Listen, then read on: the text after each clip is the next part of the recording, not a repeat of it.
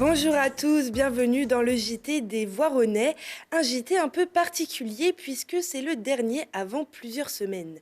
En raison du respect des conditions sanitaires liées au Covid-19 et de l'annulation ou report des événements, nous ne recevons pas d'invités sur le plateau aujourd'hui. Voici les titres de cette émission. Dans ce journal, nous reviendrons sur l'élection du maire sortant, Julien Paula, qui a obtenu la majorité absolue lors des votes pour les municipales dimanche.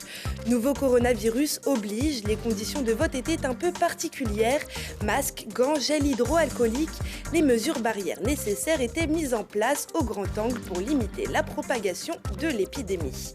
Enfin, nous vous donnerons toutes les informations que nous avons concernant la fermeture des lieux publics de la ville et les restrictions de circulation. 56,7%, c'est le score qu'effectue Julien Paula, qui garde son siège de maire. Derrière lui, la liste d'hiver gauche représentée par Anne Favier avec 22,05% des voix, ce qui permet à la liste Voiron-Ville d'Avenir d'obtenir 4 sièges au conseil municipal. Joanne Vial représente, elle, 16,44% des suffrages exprimés et remporte donc 3 sièges. Loin derrière et avec un score de 4,81%, soit moins de 5%, Alexandre Collin et le Rassemblement national pour la liste Voiron Bleu Marine n'auront pas de siège au conseil municipal. Voici la réaction du maire Julien Paula à sa victoire au premier tour. Écoutez, une réaction évidemment de grande joie. Je mesure l'honneur que représente une victoire au premier tour dans ces proportions-là. Je voudrais évidemment remercier toutes les Voironnaises et tous les Voironnais qui nous ont fait confiance dès ce soir, remercier l'ensemble de mon équipe, grâce à qui tout ça a été possible. Une réélection à l'issue d'un premier mandat, ça a une valeur encore plus forte que la première élection, parce qu'on a été élu avec la reconnaissance de ce qu'on a été capable de bâtir, sur des actes plus que sur des paroles. Donc j'en suis évidemment touché. Mais je mesure bien évidemment tous les devoirs aussi que ça nous impose dans la nécessité de ne pas décevoir.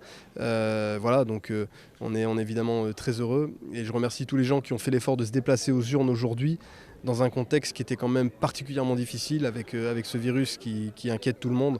Donc merci à toutes les Voironnaises, tous les Voironnais qui ont fait triompher la démocratie dans l'adversité et qui nous ont apporté aussi majoritairement leur confiance.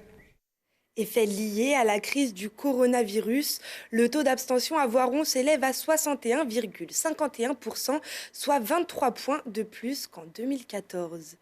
Si le deuxième tour des élections municipales est reporté dans toute la France, le premier, lui, a bien eu lieu, mais dans des conditions un peu particulières qu'a pu observer notre journaliste Lilian Veillet. À Voiron, l'ambiance est détendue, tous les bureaux de vote sont centralisés au grand angle, alors il y a foule. Et malgré le nouveau coronavirus, on est venu voter.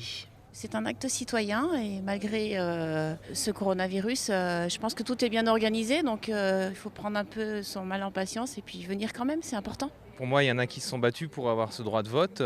Et ce n'est pas un virus qui va nous empêcher de venir voter aussi. Et puis voilà, l'organisation est au rendez-vous. Donc on va voter en toute sécurité, pas de problème. Tout a été anticipé, on se lave les mains en entrant. On peut aller voter avec des gants, les stylos sont lavés après chaque utilisation et la tablette toutes les 30 minutes. Toutes les demi-heures, on passe, on tourne dans toutes les machines. Donc on a un produit désinfectant avec une lingette. Donc on nettoie et on nettoie les boutons, toute la machine en fait.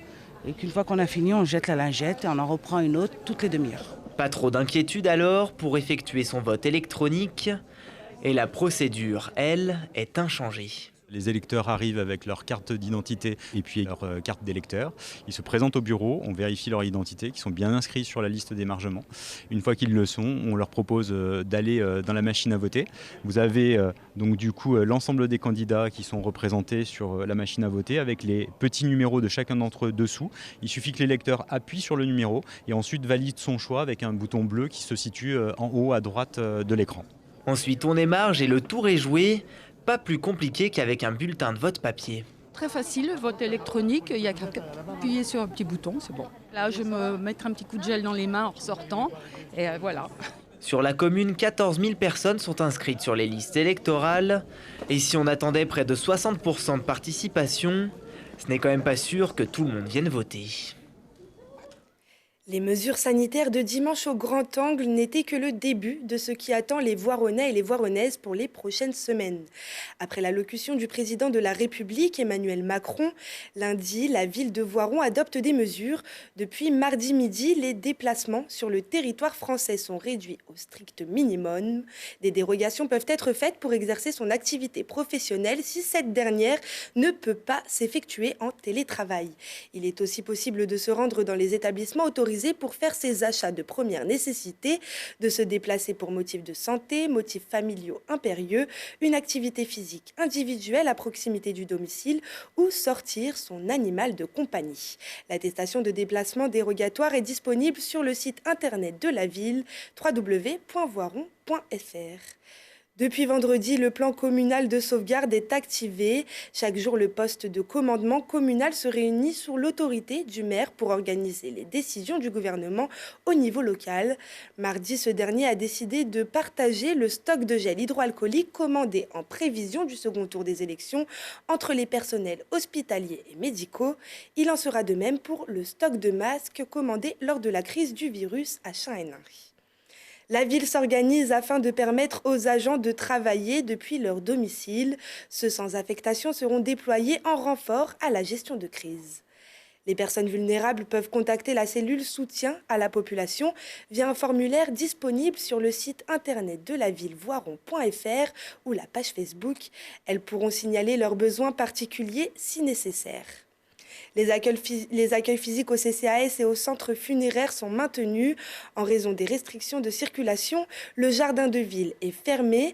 Le stationnement devient non payant sur le domaine public afin que chacun puisse garer son véhicule près de son domicile.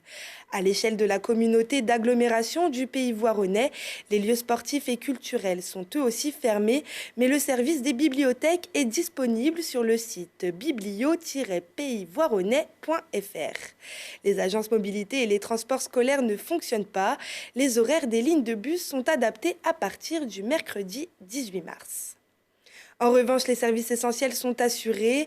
La collecte de déchets aura bien lieu. Le centre de planification et d'éducation familiale reste ouvert. Pour rappel, voici les gestes barrières à effectuer pour limiter au mieux la propagation du Covid-19. Se laver très régulièrement les mains, tousser et éternuer dans son coude ou dans un mouchoir à usage unique, ne pas se serrer la main et éviter les embrassades et maintenir une distance de sécurité sanitaire d'au moins 1 mètre entre les personnes. C'est la fin de cette émission. Merci à tous de nous avoir suivis. Merci pour cette émission. J'espère vite vous retrouver pour un nouveau numéro du JT des Voironnais. Nous reviendrons dès que les conditions le permettront.